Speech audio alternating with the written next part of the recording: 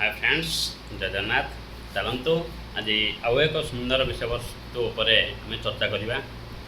तो आपण केवे चिंता करछंती कि पूरा ओडिशा रे प्रायतः बाली खादान केतोटी अछि आउ एई बाली खादान रु नीलामी द्वारा बा राज्य राजस्व को प्राय केते टंका मिली थाए केवे चिंता करछंती कि? तो जदि चिंता करि नाहंती ताले भिडियोटी को शेष पर्यंत देखंतु। भिडियो बहुत इनफॉर्मेटिव रहिबो, बहुत इनफॉर्मेशन एथरो दिया जाई अछि और आपन को भल लागिले आपन निश्चित भाव कमेंट करंतु एवं फॉलो करंतु, आपन को सपोर्ट देखांतु।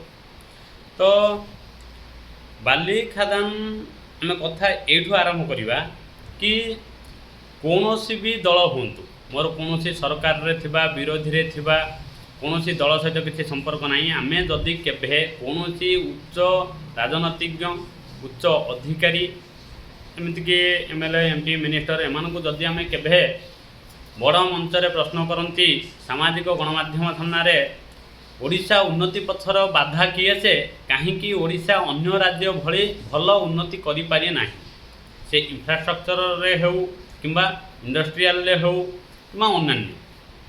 तो जदि आम एक पचारती तेबे प्रायतः आप पचारि कि ना आप मन के प्रश्न उंकी मारी कि नहीं एक मुझे जदि के आप मन में एमती प्रश्न आसी ना ताले गोटे थर एमती प्रश्न आणतु। युवशक्ति हिसाब से ये अधिकार आपंकर अच्छी आपन जो पार्टी को जितौंती जहाँ को आपणकर लीडरशिप हिसाब से आगे को पठाउछंती पचार आपंकर अधिकार अच्छी। आप पचारतु एवं प्रश्न करने को चेष्टा करूँ। देखिए उत्तर या पाइबे कि ओडिशा एक बहुत प्राकृतिक विपर्यय रे ग्रस्त होइथिबा बा सम्मुखीन होउथिबा राज्य अटे, जेउठारे उन्नति करिया बहु कष्टकर अटे। तेणु करिकिरी ओडिशा उन्नति पथर एक बड़ बाधा प्राकृतिक विपर्यय अटे एमिति कहि थांती उच्च अधिकारी उच्च राजनीतिज्ञ माने आमे माने भी बुझी जांती आमको बुझिया पई बा सर्वसाधारण को मानक बुझिया पई। तो जदि आपको एमिति प्रश्नर एमिति उत्तर मिलुछि तेबे मो चिंताधारा रे एक कथा कहिबी नदी मानक द्वारा जो प्राकृतिक विपर्यय आसुची किंबा नदी रे बन्या जल पाई जो वर्षा दायी बा ओडिशा आखपाख राज्य रे अत्यधिक वर्षा होउथबा जो वर्षा होउछ अर्थात पवन भी होउछ जहाँकि प्राकृतिक विपर्यय अटे। बन्या बात्या ये सब प्राकृतिक विपर्यय अटे। यही प्राकृतिक विपर्यय ओडिशा क्षतिर कारण होउछि बा ओडिशा उन्नतिर बाधा होउछि। तो यही बन्या बात्या बा अधिक नदी समूह थिबा जोगु ए सब हेउथबा जोगु हेउछि। तो अधिक नदी समूह द्वारा आमर कौन किसी लाभ होनी निश्चित भाव आउ से लाभर मात्रा केते अच्छा नदी समूह द्वारा जो लाभ होची सेथिपाई कोनोसी पार्टी बा कोनोसी सरकार किछि इन्वेस्ट विशेष करी नथांती। जेमिति कि उदाहरण नदी रे बाली निर्माण हेबा कोनोसी इंडस्ट्री सेथिपाई काम कर नथाय किंबा कोनोसी पार्टीर अर्थ क्षेत्र विनियोग होई नथाय किंबा कोनोसी राजस्व क्षेत्र विनियोग होई नथाय, किंतु से बाली द्वारा बहु परिमाण अर्थ राजस्व आकार में सरकार को मिलता है। तो चलतु जानिबा केते राजस्व बा बाली द्वारा आमर केतोटी कौन प्रॉफिट हुए, बाली खादान केतोटी अच्छी, सरकार हाथ में केतोटी बाली खादान सर्वेक्षण करा निरीक्षण करा सरकार को केतोटी बाली खादान नीलामी पैसा राजस्व रूप में मिलूँ आउ ये राशि बा ये अर्थ केते जहाँ सार्वजनीन अच्छे मुझे कहीं कहि कहीं अधिक किसी हुए तो मुझे जानी भी सुधा कहले मो पाखे किसी एविडेंस बा प्रूफ किसी ना। तो तेणु करके अधिक तो मुझे कहबी ना। आ एक कथा समस्ते ओडिशावासी जानते ओडिशा बहुत परिमाण में करप्शन बुड़ी जाए जोठिकी सार्वजनीन होता ठार बहुत अधिक दलाली होता है कला बजारी होता है। एक कथा आपड़ भी जानती मुझे जानती तो किंतु तार कौन प्रकार प्रूफ मो पाखे नथिबा जोगु मुझे सब किसी खोलिया को चाहूनी। बास सार्वजनीन जी जहाँ को समस्त देखिपार शुणी पार जानी पार मुझे केवल से किसी तथ्य आपको जनईदेवा चाहिए। चलतु जानिबा ओडिशा बाली खादान। तो 2020-21 रे 1219 खादान सरकार द्वारा नीलामी करा एबे एथिरे 636 खादान जोड़ी होइछि। तो केवल बाली खादान नु आउरी अन्य खादान किसी कारण यह लघु खनिज बा माइनर मिनराल्स रे आसी थाए, माइनर मिनराल स्तर रे आसी थाए। तेणु यह उपर राज्य सरकार हस्तक्षेप रही है। यह राज्य राजस्व विभाग हाथ में थिला या आगु तो मझे किसी परिवर्तन करागला।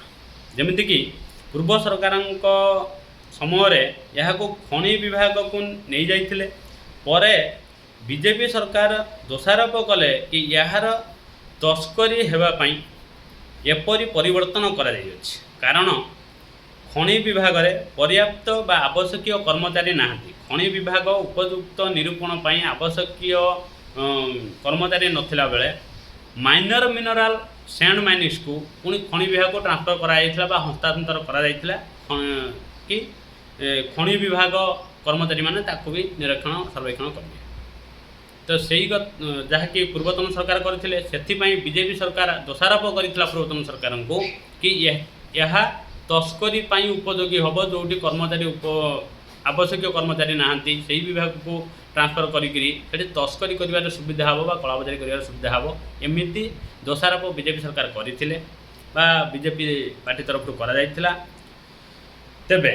ତେଣୁ ବର୍ତ୍ତମାନର ସରକାର ବା ବିଜେପି ସରକାର ଆସିଲା ପରେ 2025-2026ରେ ନୂଆ ଏସ୍ଓପି ଆଣିଲେ। ଏସ୍ଓପି ଷ୍ଟାଣ୍ଡାର୍ଡ଼ ଅପରେଟିଂ ପ୍ରୋସିଡ଼ିଓର ବା ଏହାର ନିୟମ ଧାରାରେ କିଛି ଅଂଶ ପରିବର୍ତ୍ତନ କରାଗଲା ଏକ ସୁନ୍ଦର ସୁସଜ୍ଜିତ କରିବା ପାଇଁ, ତସ୍କରୀକୁ କଳାବଜାରୀକୁ ବନ୍ଦ କରିବା ପାଇଁ ବିଜେପି ସରକାର ଆସିଲା ପରେ କରାଗଲା। ଏସ୍ଓପି ନୂଆ ଆଣିଲେ। ଏଥିରେ ଲଘୁ ଖଣିଜ ବା ବାଲି ଖାଦାନର ତସ୍କରୀ କଳାବଜାରୀ ନିୟନ୍ତ୍ରଣ ପାଇଁ ଜଙ୍ଗଲ ଅଧିକାରୀ ବିଶେଷ କରିକି ଛୋଟ ମୋଟ ଅଧିକାରୀ ନୁହନ୍ତି, ରେଞ୍ଜରଠୁ ଉପର ଲେବୁଲ ଅଧିକାରୀ ସେମାନଙ୍କୁ ଏଥିରେ ଇଣ୍ଟରଫେୟାର କରିବା ପାଇଁ ଅଧିକାର ଦିଆଗଲା ଏବଂ ରାଜସ୍ୱ ବିଭାଗକୁ ତଦାରଖ ଏବଂ ଦଣ୍ଡ ବିଧାନର ସାମର୍ଥ୍ୟ ପ୍ରଦାନ କରିଛନ୍ତି।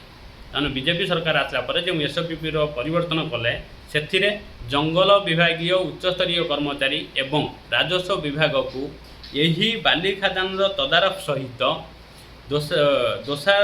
ଦୋଷାରୋପୀମାନଙ୍କୁ ଦଣ୍ଡବିଧାନ କରିବାର କ୍ଷମତା ପ୍ରଦାନ କରିଛନ୍ତି। ଏଥିରେ 144ଟି ତହସିଲଦାର ଅନ୍ତର୍ଭୁକ୍ତ ଅଟନ୍ତି ବା 1219ଟି ବାଲି ଖାଦାନ ପୂର୍ବତନ ସମୟରେ ଥିଲାବେଳେ ତା ଦେହରେ ପୁଣି ପରବର୍ତ୍ତୀ ଅବସ୍ଥାରେ ବା ବର୍ତ୍ତମାନ ଅବସ୍ଥାରେ 636ଟି ଯୋଡ଼ା ଯାଇଅଛି। ସମ୍ପୂର୍ଣ୍ଣ ବାଲି ଖାଦାନର ତଦାରଖ ପାଇଁ ରାଜସ୍ୱ ବିଭାଗ ତରଫରୁ 144ଟି ତହସିଲ ଅନ୍ତର୍ଭୁକ୍ତ ଅଟନ୍ତି।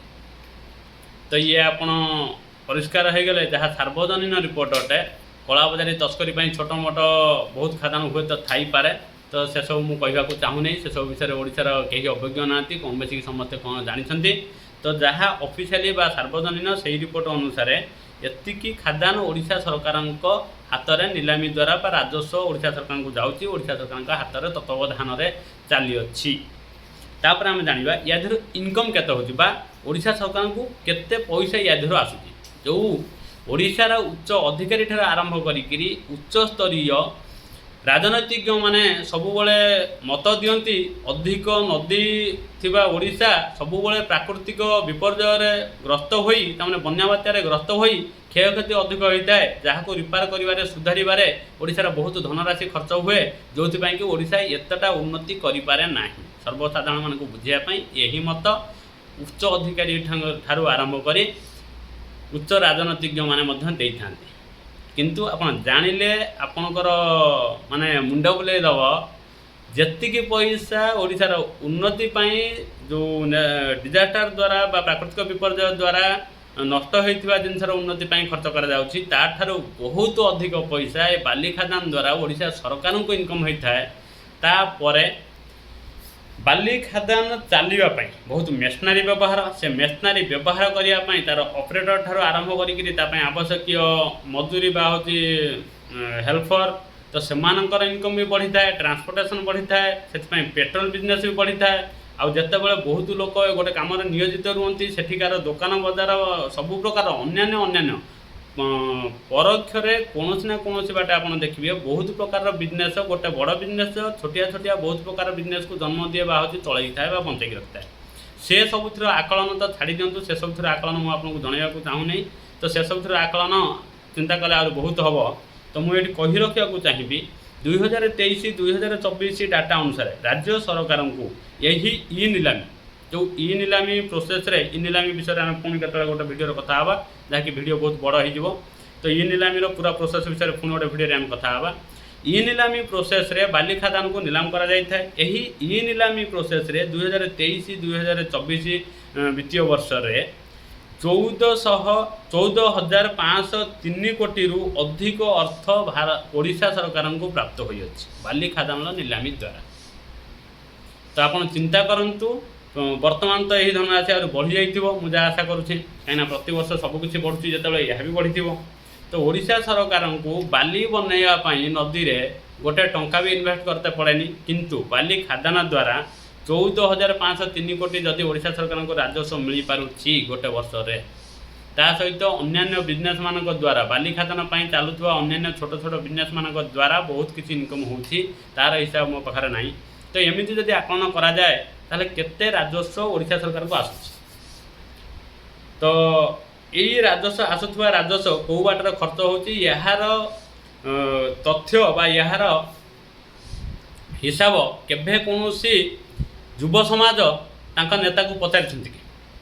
ଲିଡର କରିକି ଯେଉଁମାନଙ୍କୁ ଆଗକୁ ପଠାଉଛନ୍ତି ତାଙ୍କ ପଛରେ ଝଣ୍ଡା ଧରିକି ହାୟ ହାୟ କରିକି ନାଲି ପାଣି ପିଇକିରି ବୁଲୁଛନ୍ତି, ସେତେବେଳେ ଗୋଟେ ଥର ଚିନ୍ତା କରନ୍ତୁ ସେମାନେ ଓଡ଼ିଶା ରାଜସ୍ୱରେ ଇନକମ୍ ହେଉଥିବା ବା ଆସୁଥିବା ପଇସାକୁ ସଦୁପଯୋଗ କରୁଛନ୍ତି କି ନାହିଁ, ଆପଣଙ୍କ ଉନ୍ନତି ପାଇଁ ଲଗାଉଛନ୍ତି କି ନାହିଁ। କାହିଁକିନା ଓଡ଼ିଶାର ସର୍ବସାଧାରଣ ପାର୍ଟି ଆସିବ 5 ବର୍ଷରେ ଚାଲିଯିବ, ପାର୍ଟି ତ କେତେ ବି ଆସିବେ, କେହି ବି କିଛି ସମୟ ପାଇଁ ଆସିବେ, କିନ୍ତୁ ସର୍ବସାଧାରଣ ବା ଓଡ଼ିଶାର ନାଗରିକତା ହିସାବରେ ଆପଣ ଜନ୍ମ ନେଇଛନ୍ତି ଆଉ ମୃତ୍ୟୁ ପର୍ଯ୍ୟନ୍ତ ଏଇ ଓଡ଼ିଶାର ବାସିନ୍ଦା ହେଇକି ରହିବେ। ଗୋଟେ ଥର ନିଶ୍ଚିତ ଭାବରେ ଭିଡ଼ିଓର ତଥ୍ୟ ଉପରେ ଚିନ୍ତା କରିବେ ଏବଂ ପ୍ରଶ୍ନ ଉଠାଇବା ପାଇଁ ଚେଷ୍ଟା କରିବେ। ଜୟ ଜଗନ୍ନାଥ। ଆଜି ପାଇଁ ଏତିକି। ପୁଣି ଗୋଟେ ସୁନ୍ଦର ଇନଫର୍ମେଟିଭ୍ ଭିଡ଼ିଓ ନେଇକି ଆସିବି ଆପଣମାନଙ୍କ ପାଇଁ।